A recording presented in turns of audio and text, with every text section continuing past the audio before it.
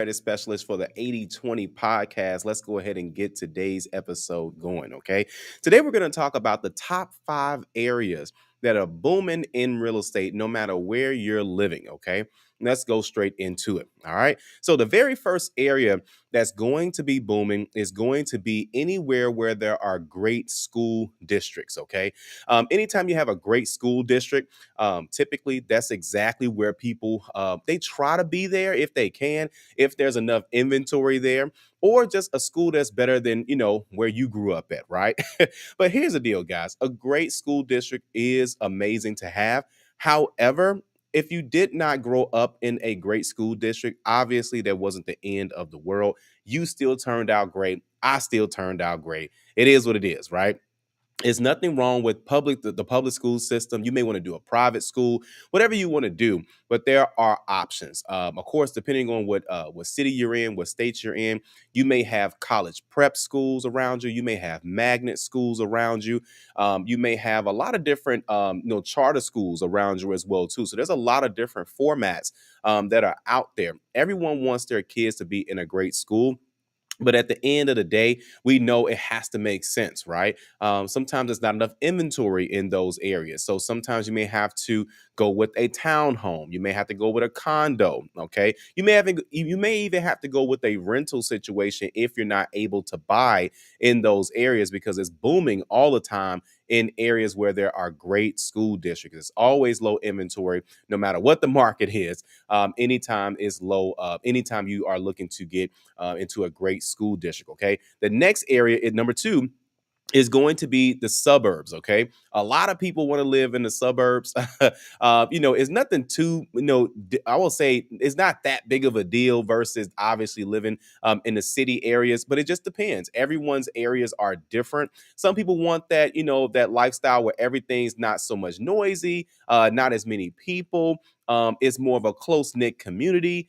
Everybody kind of knows everybody or has seen everyone typically. But I mean, you're going to get that neighborhood feel no matter where you are. But suburbs are going to come with suburb costs. Okay. So of course, what type of costs are those? Usually you're going to have costs of higher taxes. Okay.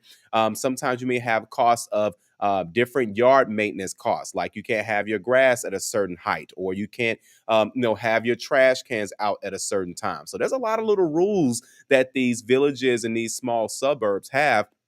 But again, people like to be in those areas, and those areas are always booming. And usually, suburbs are usually going to come with a great school district as well. Okay, so sometimes you can get the best of both worlds. Now, not every suburb or quote unquote areas that are considered suburbs are not real suburbs. Okay, or sometimes I would say people expect a suburb to be a step up.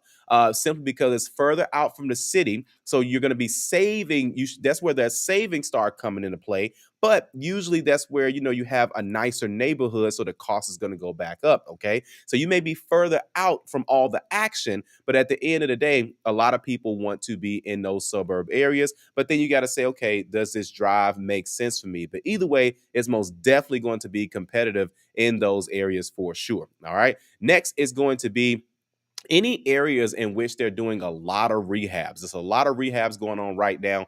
And in some areas, they're buying up the whole block or half a block. I know there's a black owned construction team that's been going on that I've been seeing, on my timeline, of course, here in Chicago. And they've been doing a lot of great things near the Woodlawn area and literally just buying up, just multiple sections where they're renovating these properties. And some properties in certain areas, they may not necessarily be buying them up and then, changing everything, but they may be, just doing a little bit of a touch up here, a touch up there. And so a lot of people love, homes that are rehab. When you're looking at a rehab property, most of those homes are going to be move-in ready, is up to date, is modern, it's that look, that feel, and you don't necessarily have to have that cost of like you would with a new construction, which we'll get to in a second. Okay, but again, a rehabbed home does not mean it's brand new. A rehabbed home is, hey, you got the original structure, you have a lot of stuff that may be original, but then there are things that have been swapped out, like windows, flooring,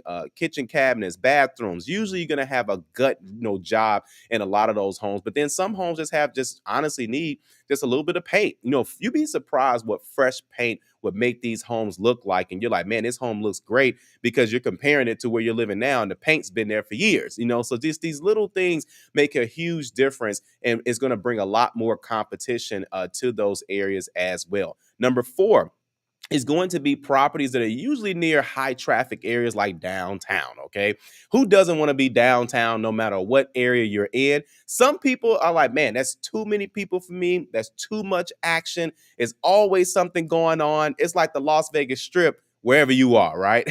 But everyone, of course, has been downtown no matter where you are. And it's always live. It's always lit. That's where the parties are at. That's where the fun is at. That's where the celebrations are. And that's where a lot of the city and state events are usually going to be held as well too. So some people want to be closer to the action. I know that's one of my goals when I retire is to be, near downtown, no matter where I am. No matter what state I'm in, I at least want to be in the mix in the downtown area because that's what it's all about. But that's just me. Some people may feel like, man, the suburbs are more my feel. I'm trying to like be away from everybody. I want to be chill. And some people are like, listen, I want to be further than that. I want to be in the boonies. Like when you come my way, your cell phone ain't working. Okay.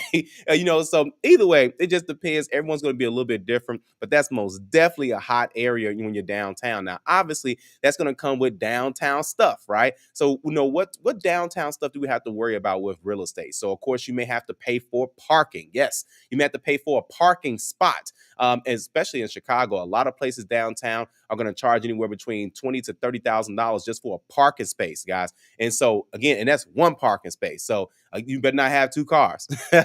But either way, that's what people are used to downtown. And then of course, obviously, the space that you get for the cost that you get. So then you have to decide, okay, is that going to be worth it? What's my budget? Does this make sense? What type of amenities do I get? How many flights of stairs do I have to go up? Not stairs. I mean, elevators do I, how many flights? Well, how long is the elevator ride essentially? And some people may not feel like, that's the condo feel for them or that apartment kind of feel where you're kind of sharing walls. There are some older places, especially in certain downtown areas, depending on what state you're in. And some things are still outdated, which means that you're still hearing a lot of sounds through the walls, things of that sort. Again, you got to make sure that everything makes sense, especially when you're looking to make that move. Downtown is most definitely going to be a lot of real estate that's booming in those areas because, again, it's a hot area for those people who want to be in those areas. Okay. Number five is going to be anywhere where there's new construction. Now, here in Illinois, there's a lot of areas where there's new construction. Some people just take a house and then they just tear down that particular house and they build something brand new. Or they may actually build out, an entire subdivision or an entire street of just new construction properties. There's a lot of new construction and for townhomes, construction for condos, construction for single family homes, and so there's a lot of different areas that have these new construction homes, and some people want to be the first ones to go into these properties. Now, usually if you're going with a new construction home, they're usually going to want, depending on the situation, some places want 20% down, and a lot of places are just going to have everything the traditional buying route. But sometimes you have to, wait.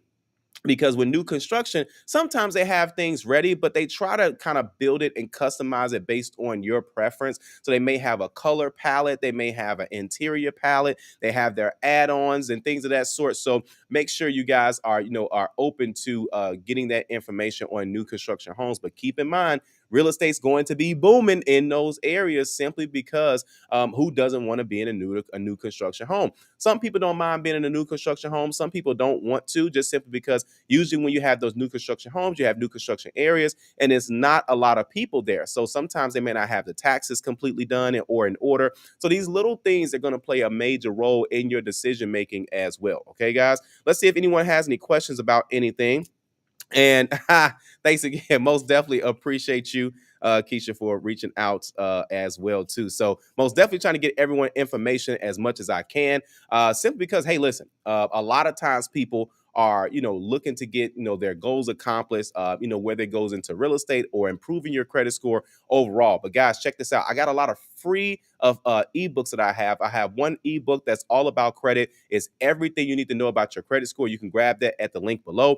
Also, real estate. If you guys want to know, if you're first time home buyers and you want to know exactly what the steps are, you can grab the first time home buyer guide. And it also comes with the top mistakes that first time home buyers make as well. You can get that for free, along with a lot of credit boosting accounts that I use from some of my clients as well too. All that's going to be at the link below, park850.com. So, of course, guys, if you like this video, like it, you want to share it, share it. And as always, be sure to subscribe, as we got nothing but great content well on the way. Thank you guys so much, and we'll catch you guys on the next video.